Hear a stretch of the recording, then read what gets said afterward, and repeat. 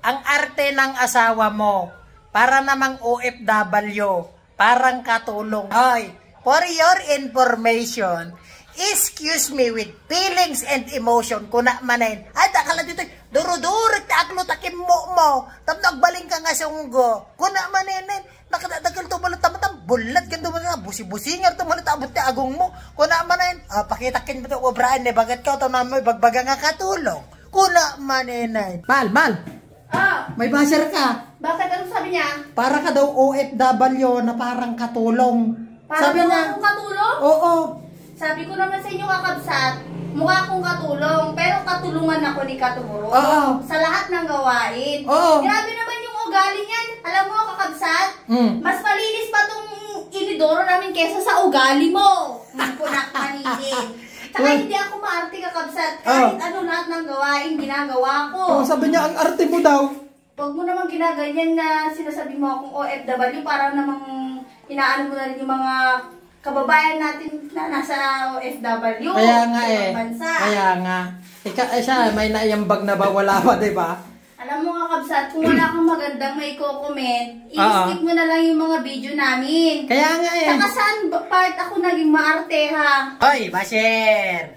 Bago ka manghusga, bago ka magmalinis, siguraduhin mo muna malinis yung kukuti mo. Kunang maninin na talaga itakol ko kanya mati, aklo tayong timuging mo talag dugol. Kunang maninin na. Tsaka, bago ko sabihin sa'yo na alam mo ba, twice a month ako naglilinis ng inidoro. Ha? Ganon ako ka sipag, hindi po ako maarte.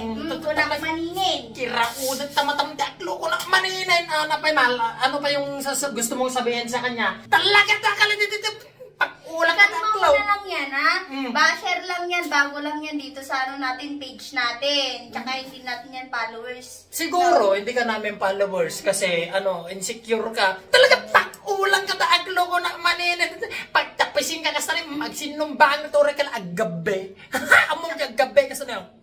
Mga kapsat, saludo nga ako sa mga OFW na mga nagka-hardworking talaga, di ba? Na sinasabi na taga-kuskus lang ng kubeta, kurada. Hoy, ang nakatulong ni Mrs. ko ko nagkinyam. Mal, pagkatapos mo linisan yan, paliguan mo yung bata. Magluto ka, maghugas ka, maglaba ka.